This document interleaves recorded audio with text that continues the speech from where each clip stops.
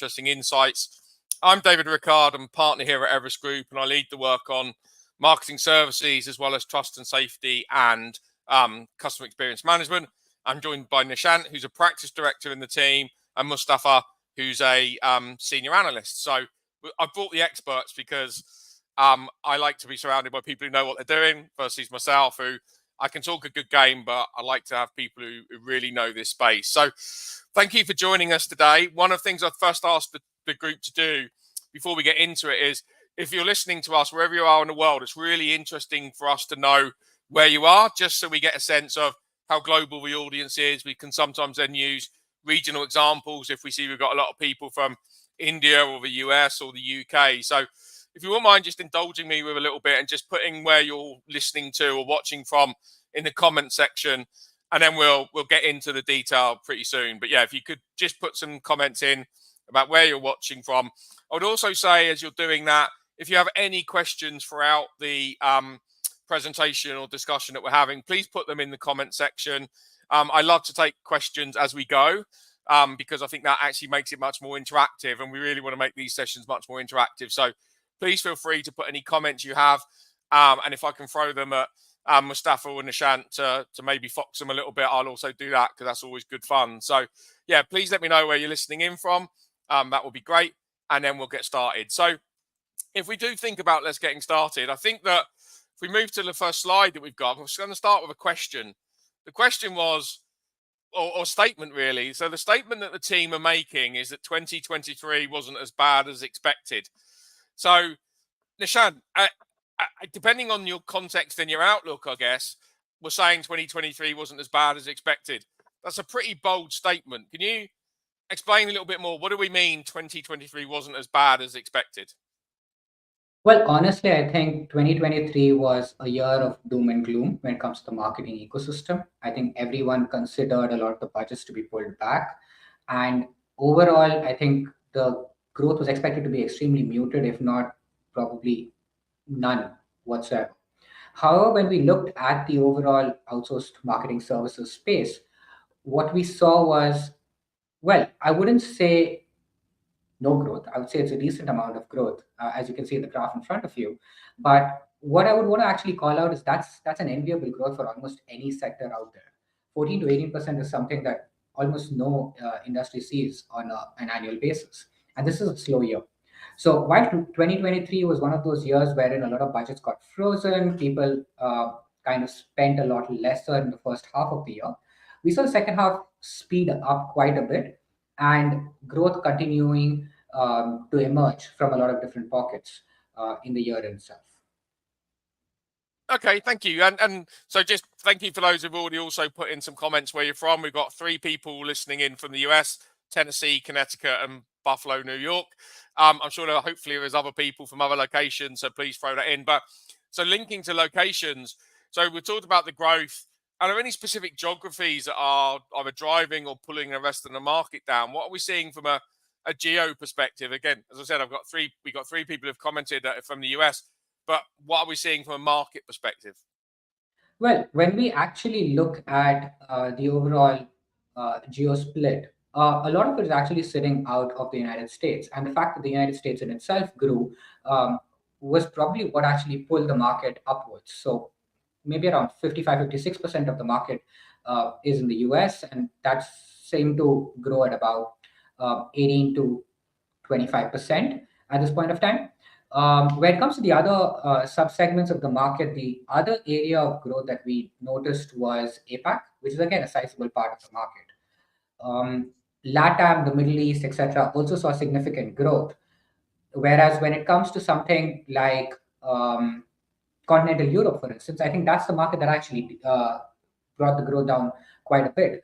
A lot of markets in that space had very strong recessionary concerns, because of which we saw maybe single-digit growth from most of them, if at all, and that continued to bring us backwards at this point of time. UK has been seeing a slower growth curve in the recent times. However, when we talk about the way forward, we're expecting this to strengthen a little bit, but not by a very significant amount, if at all. Okay, thank you. And yeah, and I mean it's interesting from a geo perspective, but if we think about then, let's think about 2024 now. So why do we think 2024 is going to be different? What's the indicators, or why are we sitting here saying 2024 is going to be different? Well, when we actually talk about 2024, I think the year started off a lot more aggressively for a lot of players in the market. We are seeing a lot more deal activity as of this point of time.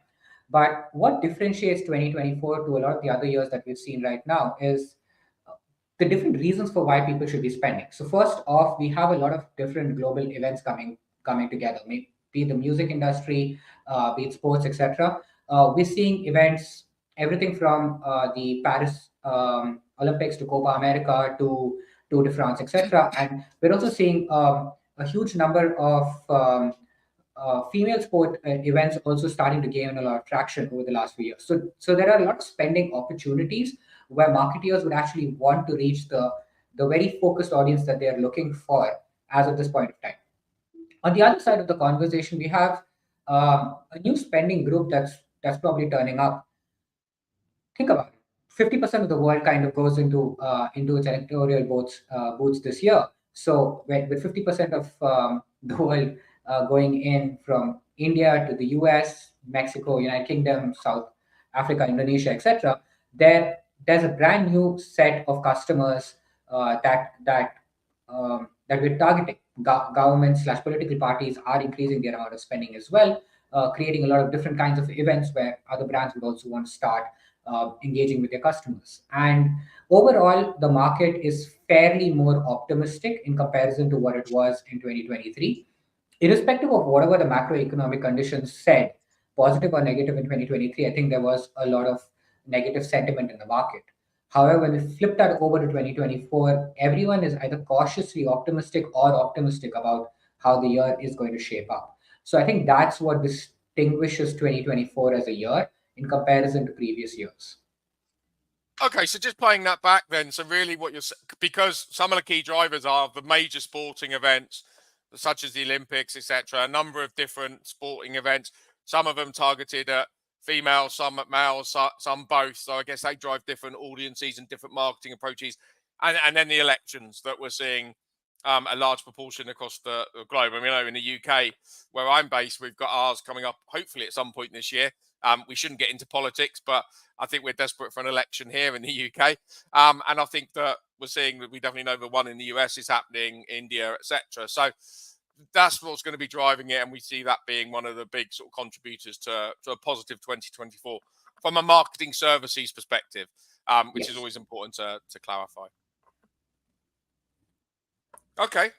So as we think about 2024, though, there's going to be some clear winners in the channel race. We talk about that, but that, I mean, for people who maybe not necessarily are in this space all the time, when we talk about the channel race, Mustafa, can you just maybe explain what does that mean? And again, before you do that, just to prompt the audience again, if you've got any questions, please feel free to throw that in to the comment section. Also, if you could comment where you're based from as well, that will also give us a sense of the global audience, but also if you've got any questions. But yeah, Mustafa, what do we mean by the winners in the channel race? It's not swimming the channel, I assume. So help the audience understand a little bit about what we mean by channel race.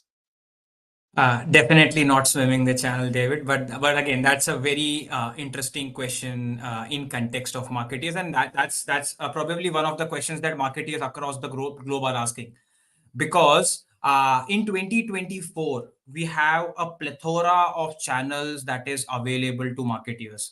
Marketeers are spoiled by choices that channels have to offer them, right? While some channels are growing faster as compared to the others, as you can see on the screen, right? But most of these channels are growing. And the second important thing to call out here when we talk about channels is the capabilities that these channels have to offer.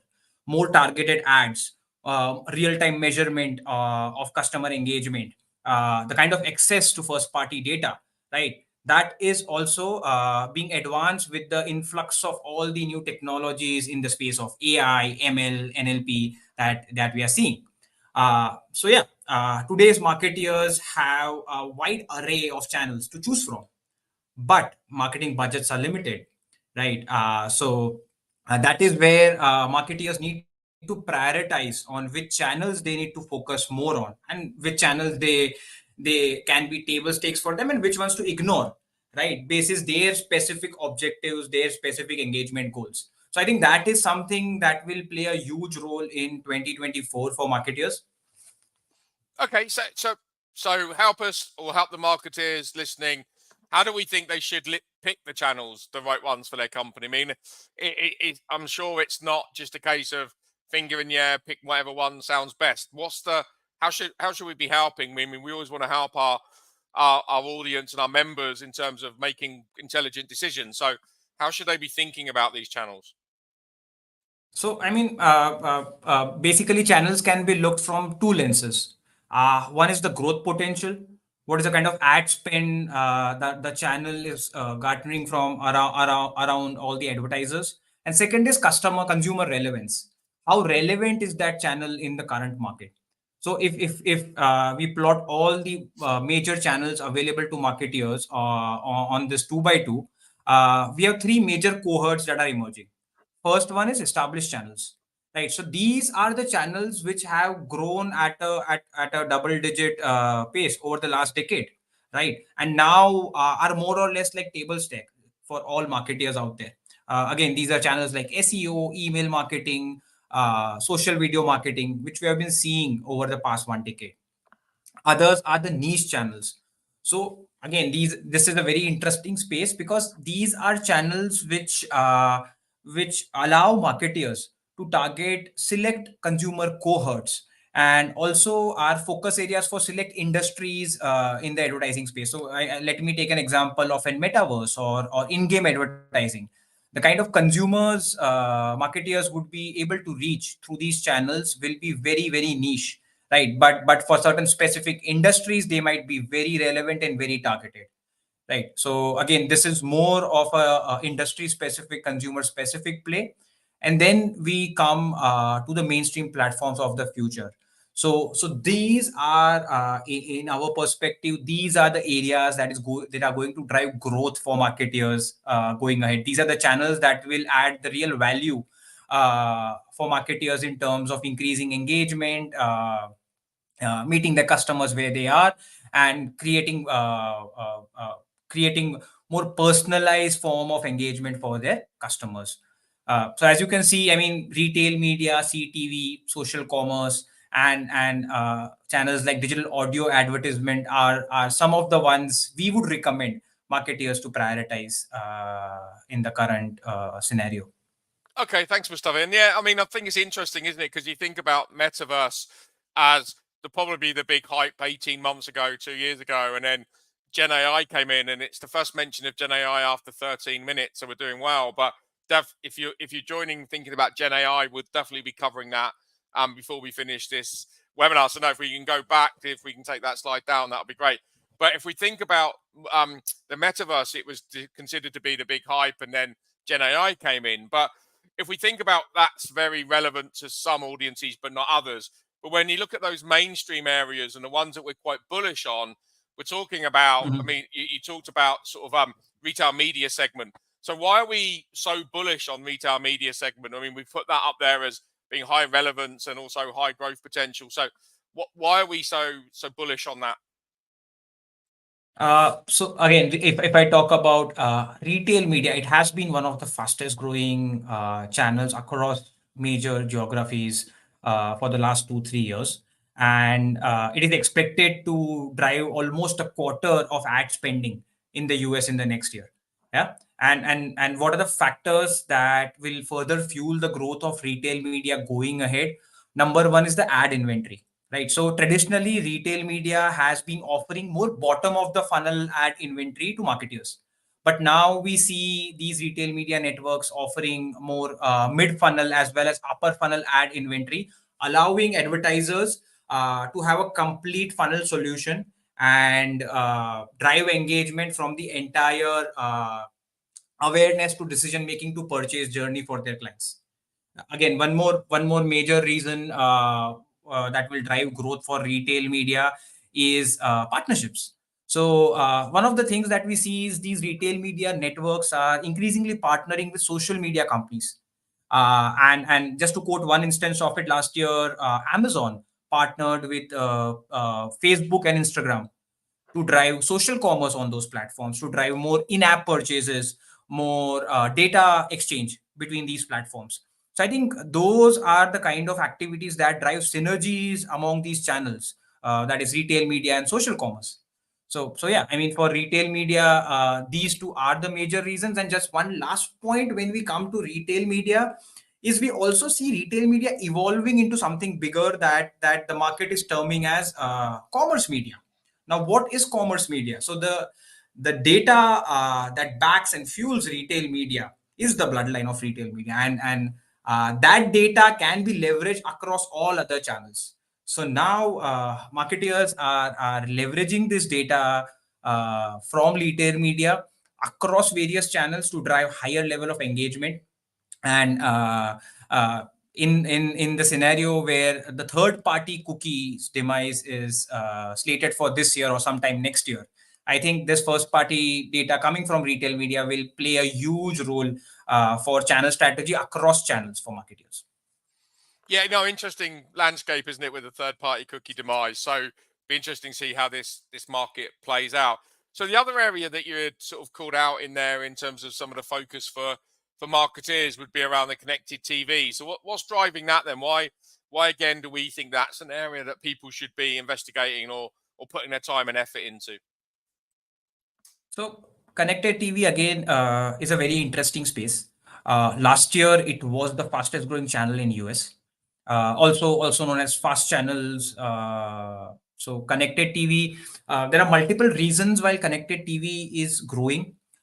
First one is increased adoption.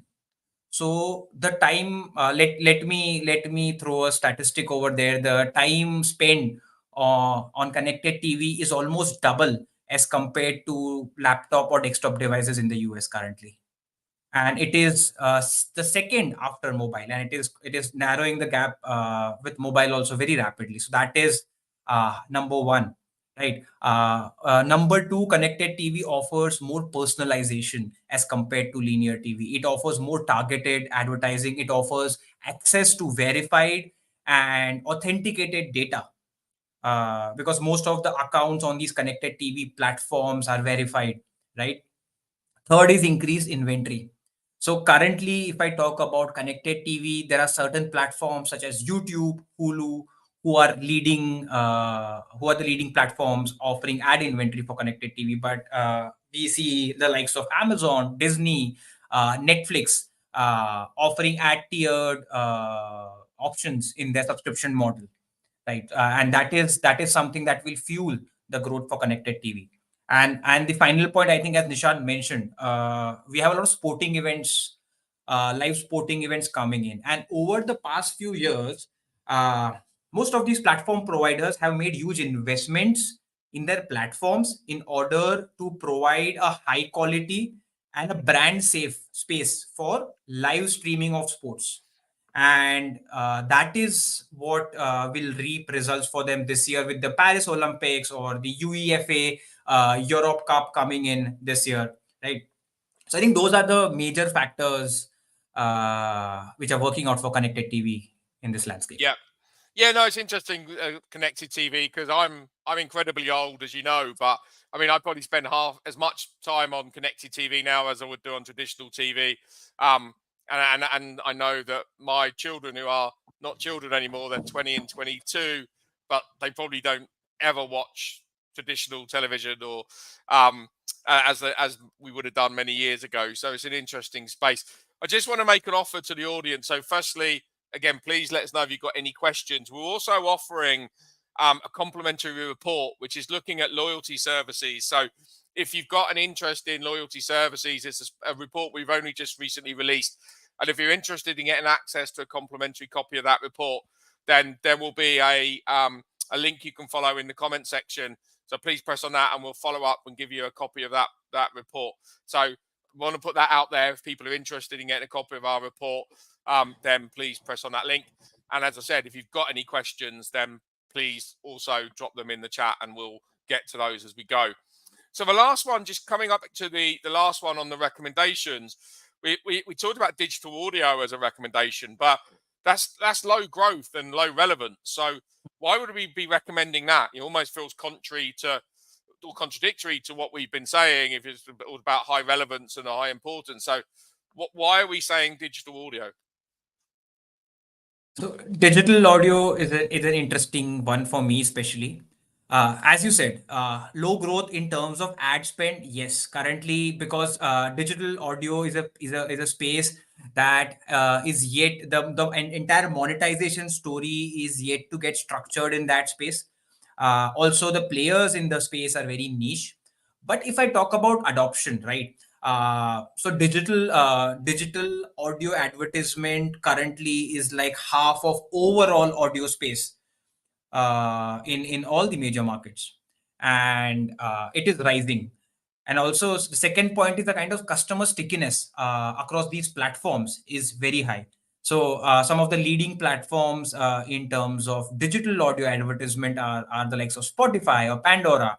But a lot of newer platforms are also leveraging this space and trying to monetize it, right? So once the monetization game comes in, this would be an interesting space. Now, the second point here is there were certain barriers when it came to digital audio advertisement, as in digital audio advertisement majorly had a more top of the funnel availability in terms of ad inventory.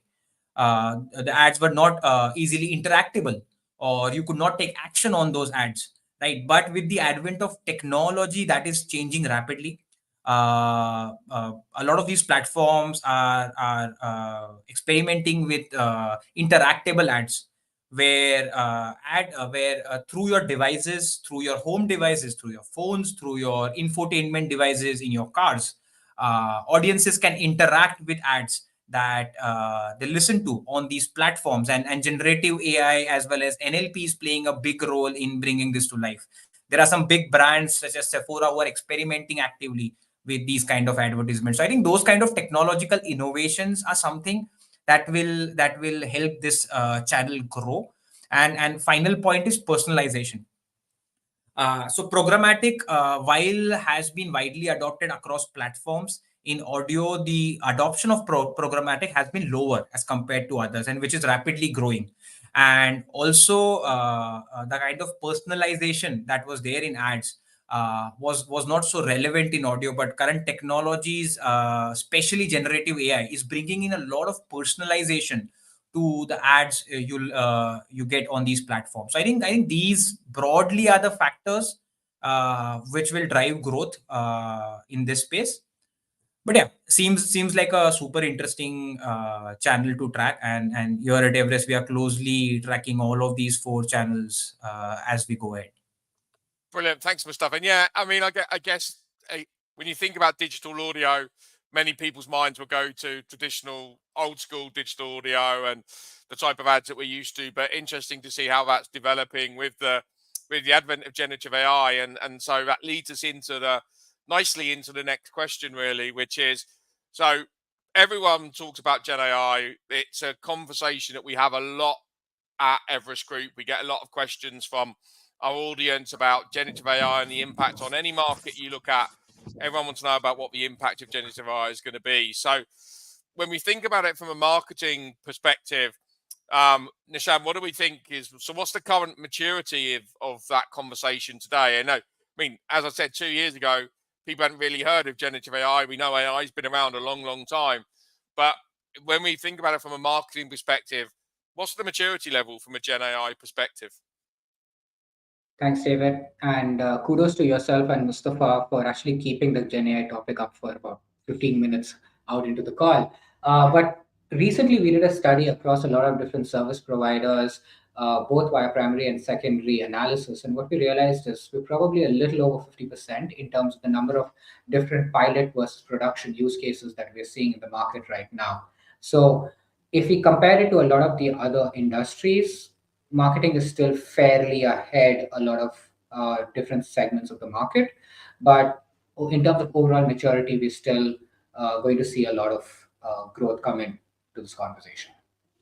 Yeah, so you said more than 50% really. So that means that does that mean we're seeing a transformed marketing ecosystem where we're using the best of AI? Because we look at a lot of different areas. I mean, other areas that I've got in my portfolio, which is customer experience management or trust and safety, we may not be at that 50%. So are you saying marketing's ahead, and are we expecting to see the best of AI being used for marketing moving forward? Well, I think the conversation for a lot of different industries is fairly straightforward, but when we talk about marketing, the conversation gets a lot more nuanced.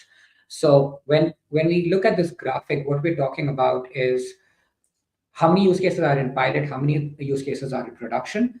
But what we're also not talking about is probably what is the pipeline of future conversations that we're going to see in this space. Realize that marketing is fairly more mature when it comes to the automation game.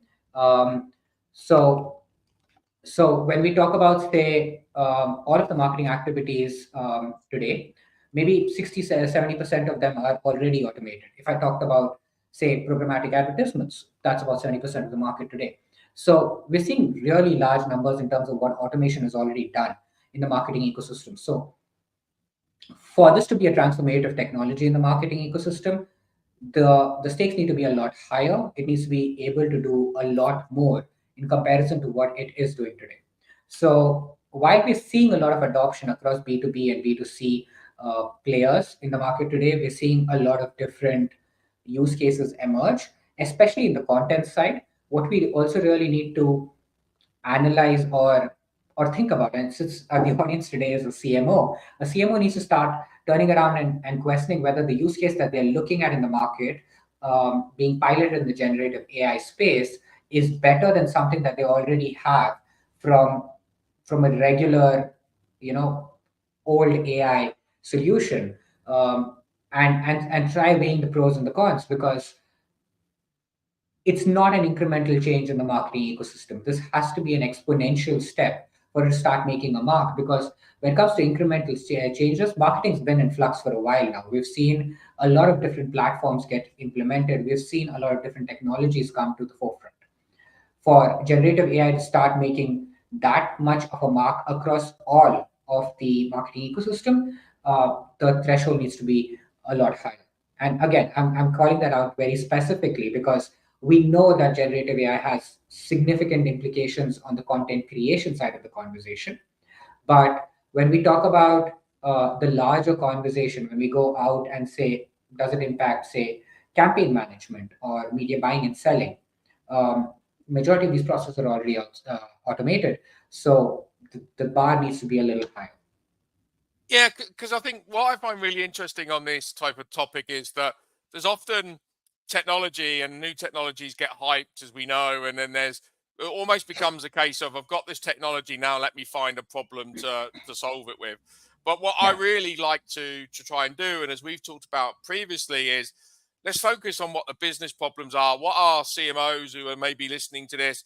What are the business outcomes they're trying to achieve, and how does the technology help that versus here's some technology, what can we do with it? So have you got a view in terms of, okay, what are some of the business outcomes that we feel this technology is going to be able to help with versus we've got some technology, what can we do with it? Maybe share some light on that. Sure. So we've got a list of maybe a non-exhaustive list of a lot of the use cases that we've already started seeing in different levels of implementation today. So of course, the conversation is going to evolve quite drastically. So what I would actually want to focus back on to is, again, say something like content, wherein we're seeing content creation at scale, which used to be a very, very manpower-driven conversation, but now is starting to see a significant amount of automation in that space. Similarly, content localization, personalization. But if you think about this conversation, what's interesting about it is, like you mentioned, everyone gets hyped up with a lot of different technologies, but But let's just take the Gen AI conversation where it stands today. It's a technology that requires no special hardware. It requires no special coding language. Uh, and more importantly, a lot of the capabilities that we're seeing are getting platformized extremely quickly. So for anyone who was, say, in the content creation side, who was a graphic designer, he/she has a lot of these tools and capabilities at their fingertips already. So it starts flowing into their work today very, very easily. Similarly, a lot of different channels, like Mustafa spoke about, SEO, etc., where we're spending a lot of money on a day-to-day basis across different enterprises. The ability to make this a more efficient conversation, to be more dynamic, to be something that gets refreshed a lot more often than what a human could do, is something that these platforms offer. Now, in a lot of the other cases, like I mentioned, you may already have a different platform out there, but maybe in something like content, we're not seeing that to be the use case. So a lot of use cases are going to continue to emerge. What we believe is that a lot of the strategic elements are going to start um, flowing into the generative AI conversation. You're going to start seeing, say, dynamic customer segmentation. You're going to start seeing um, dynamic persona identification. You're going to start looking at a lot of predictive analytics coming up from these platforms. Again, is it better than the platforms out there? We'll have to wait and watch. But a lot of these conversations are going to start coming to the forefront with generative AI in the near to medium term. One of the other topics that we all spoke about a while back um, is actually very interesting here as well. So when we talk about the death of the third-party cookie and the fact that that might happen this year, it might happen next year. We don't know when that's actually going to happen. The deadline's been pushed a few times already. I think one of the questions that keep coming up for us specifically is how does that go into the generative AI conversation today? Because to some extent, it looks like, hey, there's a democratization of information. Everyone now has the same amount of information.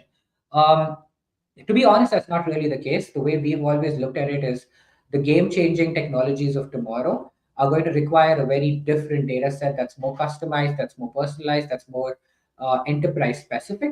So a lot of the technology that companies have set up today to be able to collect that first party, zero party data and put it together is going to start becoming a differentiator in the near to medium term as we start looking at models that are built very specifically to those use cases. So I think that's where this conversation is going to evolve. And a lot of your enterprise problems of tomorrow are things that we're not even experimenting today because we've all been given a new flashy toy and we start playing around with all of its features. But I think there's a second or a third order of conversation, especially in the marketing conversation, that we just haven't reached. And the reason for that is very clear. For someone, say, not throwing rocks, but in the human resources space, if ChatGPT could create, say, a first draft of a job application of a job description, that's transformative. For marketing, that's still incremental because a lot of the other platforms have been doing, say, 90% of the work till there, maybe 80% of the work till there. So the bar is way, way higher than where we are today. Yeah, thanks, Nishad. And I think that that's the thing where we need to move forward with any of these discussions, which is, so it's not just about what the technology does, but it's also about what's the ultimate business problem. So I think that what we hear when we talk to a lot of enterprises, when they're thinking about investing, yes, there's been short-term pressure to do something with Gen AI. But actually, when we talk to both service providers working in this space, but also the buyers in this space, they're now trying to get to that point of, okay, but what is the business problem they're solving? So I think that's where we need to get to, which is it improving efficiency? Well, what problem does that solve? So I think that's the thing we challenge ourselves on thinking about as well, which is, what are the real business problems this technology can solve versus, yes, it can do a lot of great things. But I think that's an evolving discussion as we see more and more of this technology. So we always aim to make these last about 30 minutes unless there's a lot of questions, and I haven't seen any questions yet, so give the audience a minute or so. If you've got any burning questions, please let us know. I'd also direct your attention back to the complimentary copy of the report, which is called Pledging Allegiance to the Modern Consumer, Decoding Modern Loyalty Program. So quite a deep title, but really it's talking about what we're seeing in the loyalty program space. So if you've got interest in that area, then please click on the link to get access to it. But if you've got no other questions, or there are no questions from the audience, I would just leave it to Mustafa and Nishant. Have you got any closing comments? If we've got CMOs listening to this, any thoughts or any words of wisdom that you might want to leave the audience with before we call it a day?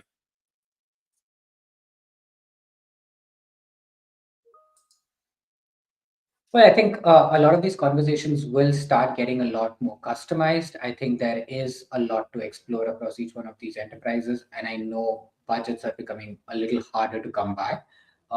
So I think there is a lot of exploration left in the marketing ecosystem, and if to be a little shameless, if you think that there's an opportunity that this is going to be transformative in the near to medium term, we'd love to hear from you as well. But 2024 is going to be an exciting year, and 2026 is going to be transformative from where we stand today. Okay, brilliant. Thank you. Well, thank you, everybody. Thank you for attending. If you've got any questions, then our contact details are available. We'd love to help you with any detailed insights or questions you have on what we presented. Or when you see the report, if you've got questions and you want to follow up, then again, please reach out to us. But thank you for attending today. And we look forward to seeing you on the next time. And if you've ever got any topics you would like us to cover in this type of event, then again, please feel free to provide us that feedback. We always want to make content that we know people are interested in listening to. So, but thank you for your time.